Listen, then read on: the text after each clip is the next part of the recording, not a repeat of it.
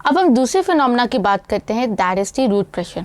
So the root pressure में basically वो force होती है जो कि रूट के अंदर एक सर्टेन प्रेशर को क्रिएट करती है, और ये प्रेशर जो है वो वाटर को मूव करवाता है from the roots to the stems और फाइनली लीव्स के अंदर। और ये प्रेशर बेसिकली वाटर के अंदर जितनी भी सॉल्ट्स प्रेजेंट होते हैं या रूट्स के अंदर जितनी भी सॉल्ट्स प्रेजेंट होती हैं उसकी वजह से क्रिएट होता है। ये प्रेशर आप लोग जो है वो जाइलम के अंदर ये प्रेशर इतना ज्यादा होता है कि समटाइम्स जाइलम जो लीव्स के अंदर प्रेजेंट होते हैं वो लीव्स के अंदर जो होता है वो वाटर की ड्यू ड्रॉप्स को क्रिएट कर देता है, जिसको हम लोग गुटेशन कहते हैं। गुटेशन को अंडरस्टैंड आप कभी इस तरह करें कि जैसे आप लोगों को जब बहुत गर्मी लगती है तो आपके माथे पे पसीना आ जाता है, तो इसी तरह जब आपने देखा है कि जब बहुत ज्यादा गर्मी होती है तो आपके सर्टन जो ग्रास होती है या आपकी जो स्ट्रॉबेरीज होती हैं उनके ऊपर स्मॉल ड्रॉप्स ऑफ वाटर जो होता है ये अपीयर हो जाते हैं, और ये ड्रॉप ऑफ वाटर शो करते हैं कि जाइलम के अंदर इतना प्रेशर था कि इस हाई प्रेशर ने जो है वो वाटर को पुश किया इन स्मॉल ओपनिंग से आउटसाइड द एनवायरनमेंट। तो इस फिनोमेना को हम लोग गुटेशन कहते हैं। फिर उसके बाद हम बात करते हैं एम्बिबिशन की।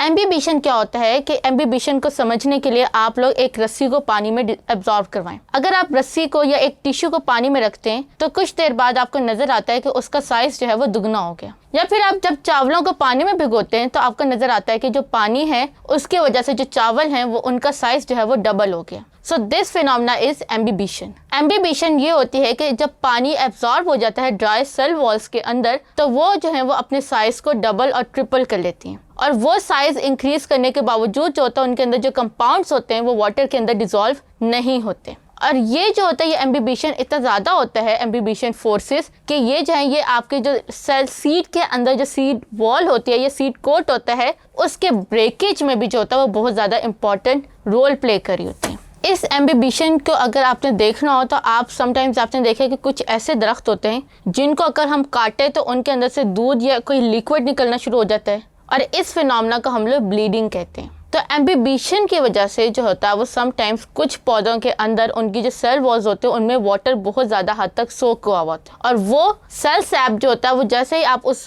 लीफ के ट्रंक को या उसकी स्टेम को ब्रेक करते हैं या काटते हैं या इवन एक कट लगाते हैं तो उसके अंदर से वो सेल सैप जो है वो बाहर जो होता है वो बहना शुरू हो जाता है। तो इस फिनोमेना को हम लोग ब्लीडिंग कहते हैं। यानी एम्बिबिशन की वजह से जो फिनोमेना आप लोग देख सकते हैं वो ब्लीडिंग है, और रूट प्रेशर की वजह से जो आप फिनोमेना देख सकते हैं वो है गुटेशन।